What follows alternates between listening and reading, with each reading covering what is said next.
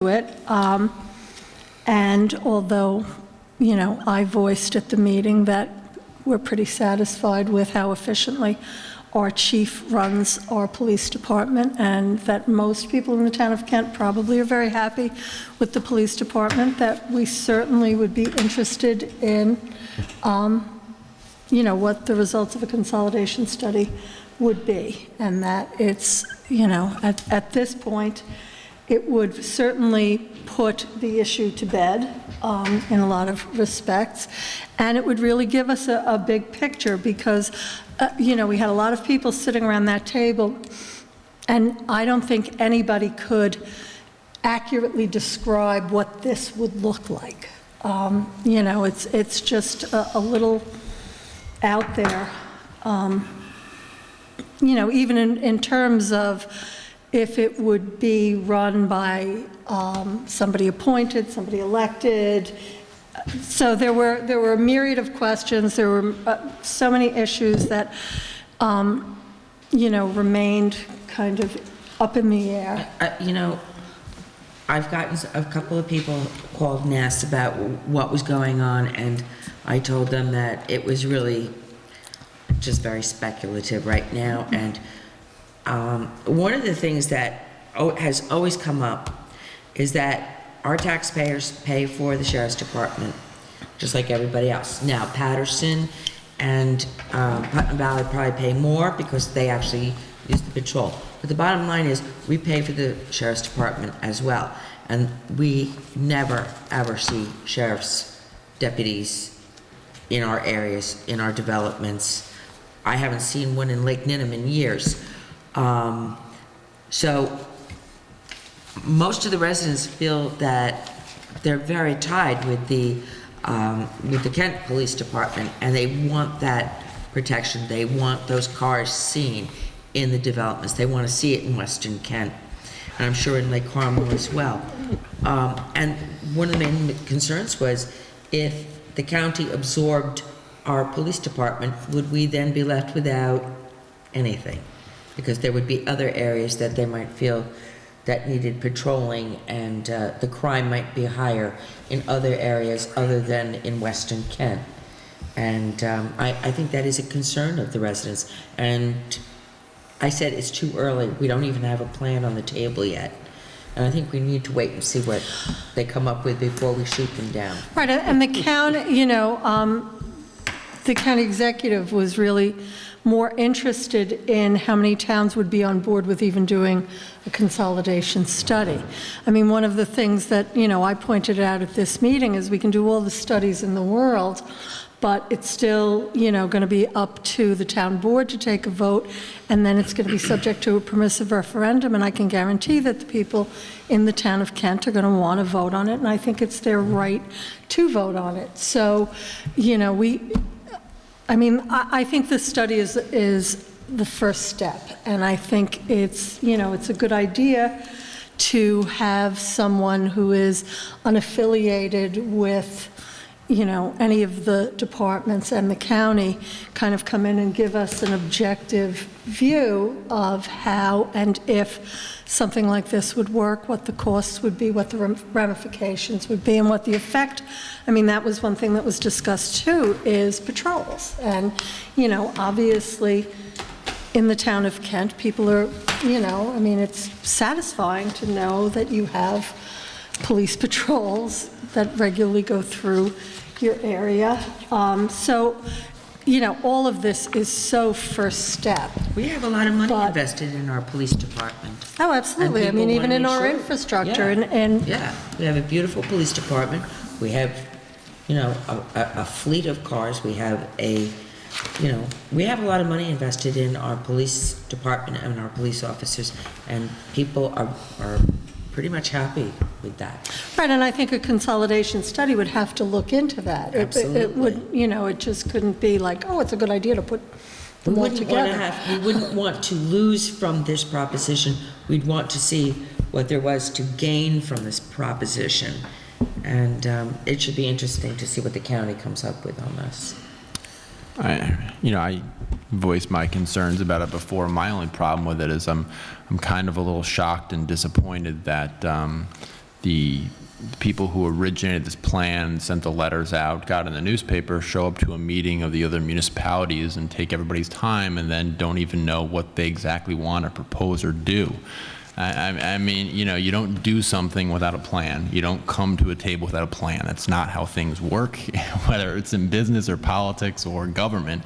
And it's just disappointing that we're talking about it for a second board meeting in a row, and we don't even know what we're talking about because the individuals who, or the municipality that has the most to lose or gain by this hasn't even given us anything concrete to consider. So I would hope that next time we discuss this, the proponents of the plan would give us something to actually discuss. Well, to tell you the truth, Paul, I don't think we're going to have that unless a Then, study I mean, is... to an extent, it's a waste of everybody's time and money then. If nobody's ever going to give us, listen, we're not proposing it, so the individuals in the town that's proposing it needs to lay out a plan. And nobody's going to jump on board to, or jump off board. That's not a thing, but nobody's going to do that without a plan. It doesn't make any sense. It's like one of us coming up here and just saying, "Oh, I like this idea. Let's think about it." You know, every time we come up here, there's a resolution. We do certain things. You know, there's a certain amount of respect of people's time that when you come to a meeting about something like this, that there's a plan in place, and it doesn't seem like there was one, and that's unfortunate. Bill? It's cool. Move on. Then- Let's move on. Put items on the agenda. Health insurance for elected officials. This is something that I have brought up in the past, and now that I brought it up in the fall of 2014, and it was less pressing, but certainly with an election coming up, it becomes more pressing. Right now, the policy of the town of Kent is that all elected officials are entitled to health insurance, and it is at no cost. I think this is really a problematic policy, and I think it's especially problematic. We're not, we don't have any issues right now because of our part-time board members. No part-time board member takes the health insurance. Our part-time receiver of taxes does not take the health insurance, and one of our part-time town justices does not take the health insurance. But if we had a turnover, and a family policy costs approximately $20,000. So if we have, and I'm not wishing this, but I'm just saying, if in this election we have 2 new town council people, and if in 2 years we get 2 new judges and a new receiver of taxes, we're talking about a possibility of $20,000 per elected official, which, as everybody on this board knows, after going through that budget process and cutting every dollar we could from, every department. I mean, I said to department heads, give me your budget, and then I said to them, cut 5% before we met. So, and people really worked hard to keep their costs down. I think that to add these costs to, a town of this size is ridiculous.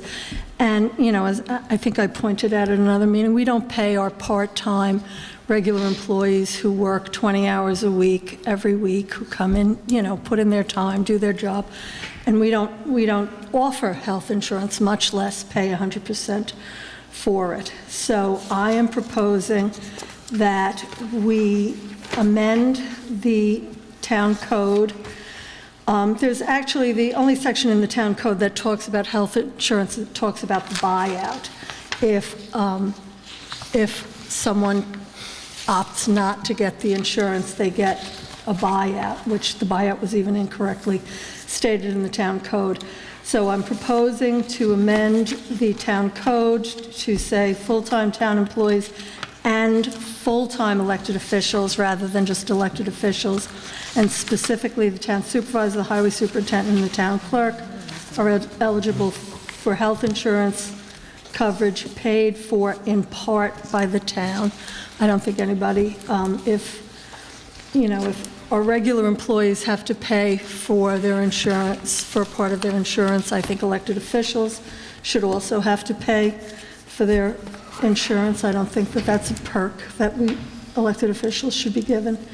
And then I'm proposing changing the handbook, and I've attached my proposals to, again, reflect only full-time elected officials, specifying which those are, and to then reflect that those individuals, those full-time individuals, will also pay 20% of their premium like any other full-time employee of the town of Kent.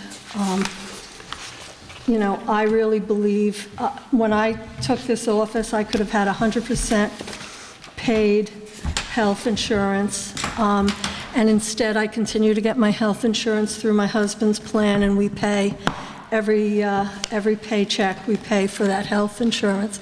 And I did that because I don't think the public service is to benefit yourself. I don't think you take this office, I don't think you take any of these offices for the perks, and if you do, then you shouldn't have taken the office. I think public service is just that, it's public service.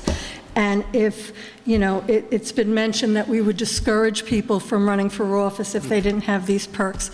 Well, I personally don't want those people in office. If that's why you're running for the job, so that you can get health insurance, then this really isn't the job for you. So this is my proposal.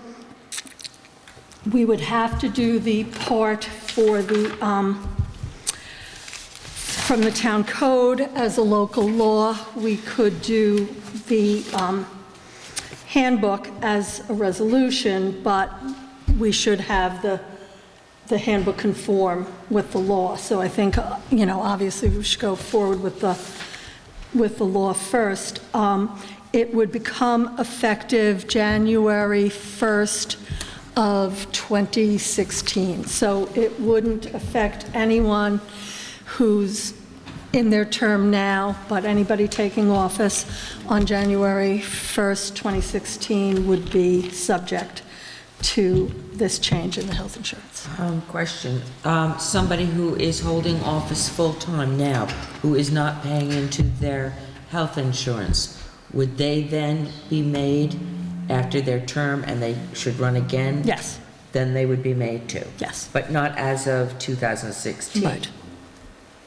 Right. Only for terms starting in 2016. And that would include full-time elected officials? Absolutely.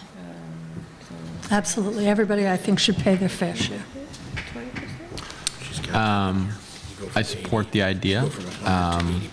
The only thing I would say would be to, if we're thinking about costs, and you mentioned, $20,000 a year minus your 20%, it's a lot of money. For some reason, the town pays for health care for employees once they retire. That is an anomaly. It really is. It is not anything that happens in the real world, at least in the private sector. And with the situation with Medicare and everything out there, it seems like it's less of a necessity.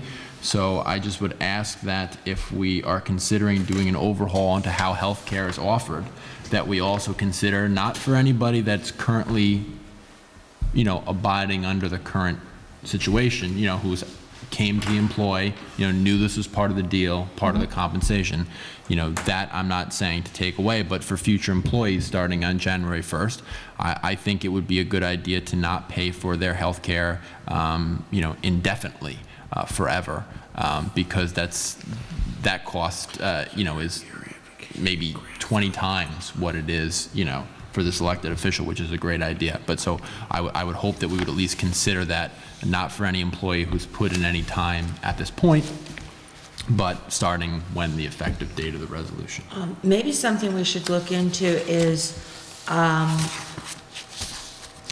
family medical benefits versus the person who's employed. we offer two packages, either a single or a family. And maybe the family is one that we should look at first or take that into a greater consideration of doing away with than the single person. For elected officials or for everyone? Possibly, well, you know, this, I really would like to look into this a little bit further, because I know that we had people that had worked here, and they haven't worked here for many, many years, and they're still getting full family benefits, and I have a problem with that.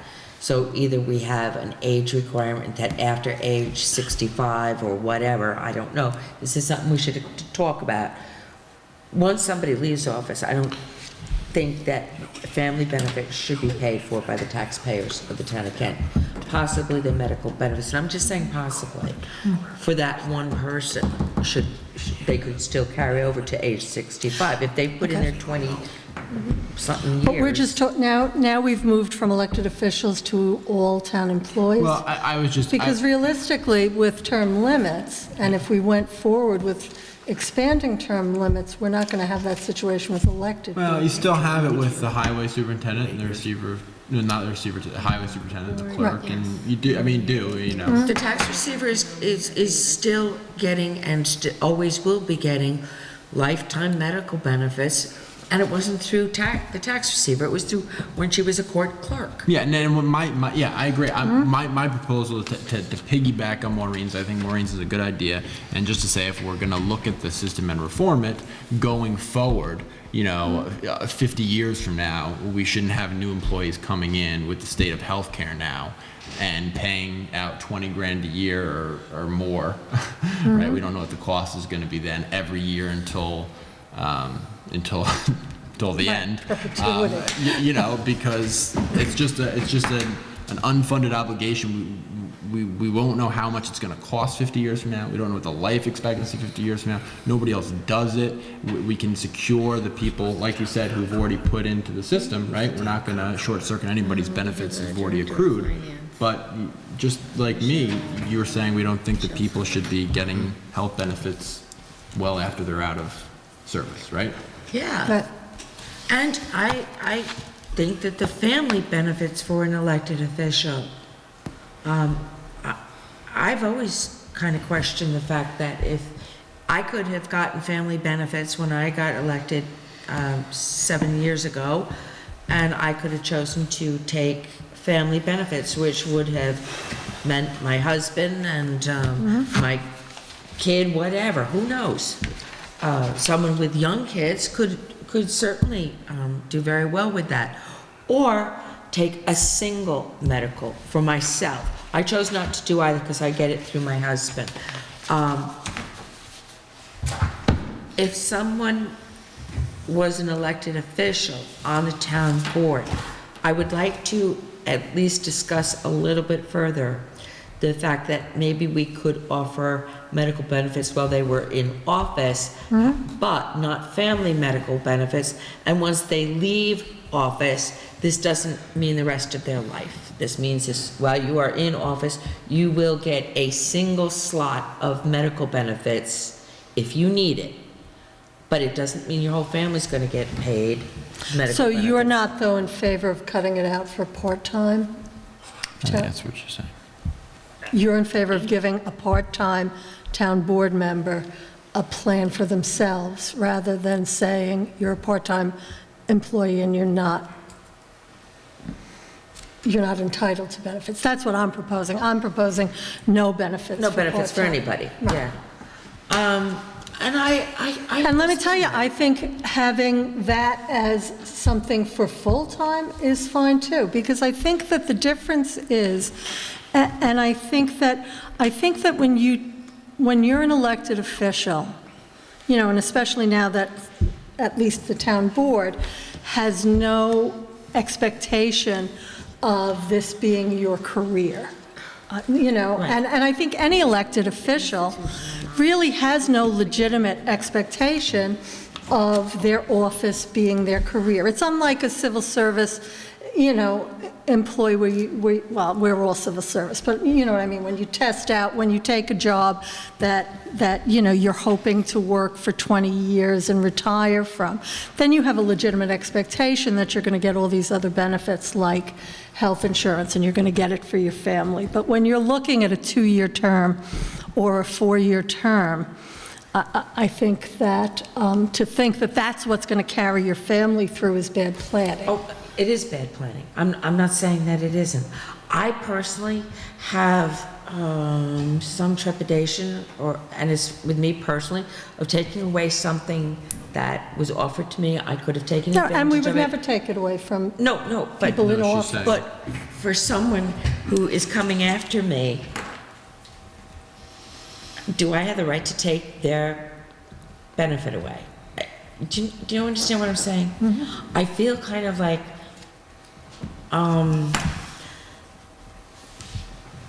if I leave office at the end, I feel that I'm taking a benefit away for someone who's coming after me. Well, you know what, Penny? If you run for re-election, No. you're taking it away from yourself, and Well, that should then make you that- feel better. And I could deal with that better than taking it away from somebody else. The problem is you can't take it away from yourself. So to say, well, I don't want to take it away from somebody else, so I can't change something that needs to be changed, because you can't take it away in term. I think I just have to come to terms with Okay. this. Well, I mean, tonight isn't the... Yeah, I just really need to come Okay. to terms with this. Well, Oh, boy. it's the first time I'll let you apply. Thank you. I want to look into this further. I want to know, I have a different take on this as far as impacting any current person who decided to go in this profession. If we do newly elected officials, but if there's people, and I don't know who gets impacted, that have decided, yes, I want to be the highway superintendent for the rest of my life. And when I decided to do this, I got rid of X, Y, and Z, and this is my income, and this is what the benefits were. So it would have to be newly elected officials. I would ask for a grandfather clause to protect the current people, and there might not be anybody there. I don't know. No, it wouldn't affect anybody in office now. You said it the term. It starts with the term in January of 2016. I understand that. So anyone I'm- starting their term in January 2016, it would apply to them. Well, I have a And concern about thereafter. that. And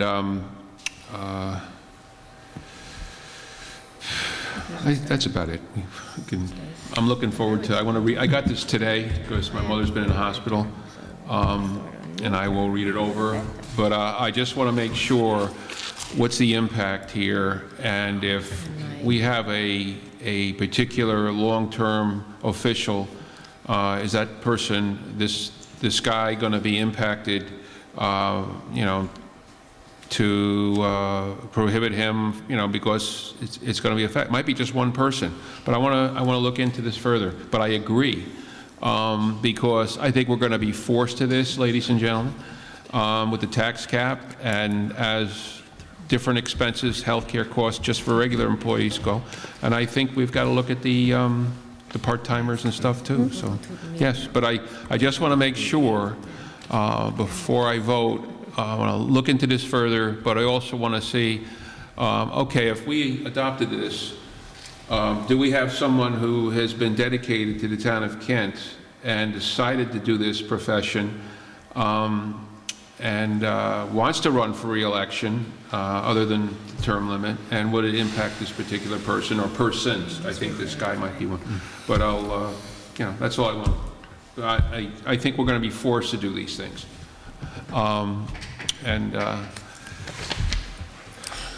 If we're going to change Kent overall, we're going to have to do things like this, and I guess I'm going to have to listen to Paul on the other side there when it comes to the tax, his plan. I think if we want to really benefit people in the town, if we want to make our lives a little easier budget time, you got to start you gotta be willing to make the sacrifice first if you're going to ask people to Yeah, sacrifice. any new employee that's not currently on the roster, then they know what they're getting themselves into.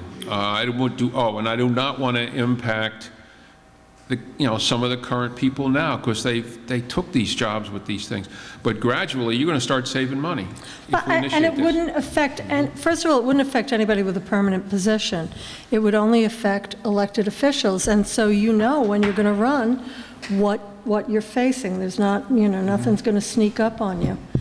And, I mean, we're asking our lowest paid clerks, if they want health insurance, to pay 20% of their health insurance. I don't understand why we wouldn't expect our higher paid elected officials who are full-time to do the same. And if that's going to stop you from running, that you have to pay a portion of your health insurance, I think maybe you shouldn't have run to begin with. I mean, that's just, I pay my health insurance. They're going to pay part of the health insurance in your plan? 20%, yes. Oh. They're going to I pay didn't what see- everybody else pays. Okay, I didn't see Okay, that. I I didn't think, read, uh, I just got this. All right, I wanted to put it on again because I'd like to, we're going to have to do a public hearing on this, so I'd like to move this before the election so that there were, no surprises. All right, so we'll talk about it again. Yeah, that's fine. The procedure for reappointment of members of appointed boards and committees. Paul, this was something that you had brought up at a meeting after we had confirmed. So we have a resolution that embodies Looks what your good. suggestion was. Yeah. Okay? I think And I everybody- think, all it basically does is gives us kind us of, notice. a reminder that it's time to look at the current Right, board and which members people and are up, right. who's up and send out advertisements and make decisions with plenty of time. Yeah, I mean, I think. Did you read that resolution? Yeah, And you're, sounds good to me. Seems to be what, Exactly what you what had the board, proposed. yeah. Okay, the Putnam County Real Property Tax Service Contract. This is something that we have to sign off on we do this every year? every year. Yes, we do it every year. Yeah. So, the resignation of a police officer. I put it on to formally accept. We got a letter from Police Officer Matthew Kraske submitting his resignation. It was actually effective March 30th of 2015. So, Are we going to be able to recoup any of the monies that was expended on his education? Because we educated him pretty much. And we talked about going, This is the thing that really, I can't say the word. we talked about going forward, negotiating it. I mean, it's a union contract item. We talked about going forward with some kind of scale Right. with, that they have to, Over if they 5 leave within a years. certain amount of time, they'd have to reimburse the town. So that's something that I believe that the supervisor's working on with the current contract. Yeah, I mean, I think we're going to have to do something like that because, I mean, the taxpayer shouldn't pay for somebody's education, higher education, so that he goes over to the sheriff's department because it's a better paying job. Because you get a better job. It's- I don't have any control over it. I know, but it's very, and I know it's maddening for you. I understand your but it's frustration, maddening but for us, again, I too. think moving forward, I believe the supervisor's trying to address it. Thank you, Alex. yeah. And the next item is, we had another resignation effective last Friday, April 3rd. Our building department clerk, AJ Batra, left. We wish him well. It was, he found a job closer to home. At this point, we don't need to talk about health insurance. We have no employees left. We just, Was there an exit interview? we're saving money every day. resignation. We're saving Every money. day. It was time and money. All right, but you did an exit. We spoke to AJ. Oh, I thought you Yeah, were I going thought to you were come and coming up, resign. yeah. I thought you was going to resign. And we don't have anybody to tape our meetings. Okay. Kent Cleanup Day is Saturday, April 25th. I don't know if you can see this. Yes. You can hold it up. Can you Is it get on a... TV? I mean, Right. will we put it on there? We're going to put it We're on gonna the, put it. we're going to put it on the TV station from 9 a.m. to 2 p.m. Neighborhood cleanup on Route 52, Route 311, Route 301, or your choice. Orange bags, vests can be picked up at the police department at Kent Town Center at 9 a.m. Leave orange bags, and the Kent Highway Department will pick them up. Neighborhood cleanup is encouraged. Bags will be disposed of in home garbage pickups, for those of you who have them. Help keep our town litter-free, and this is sponsored by Kent Beautification, the Lake Carmel Park District, and the Kent Police Department, specifically Sergeant Kevin Owens. So we will have these available at Town Hall if Okay. anybody wants to pick All them up. right, I got a, Penny, I think, is going to help me out here.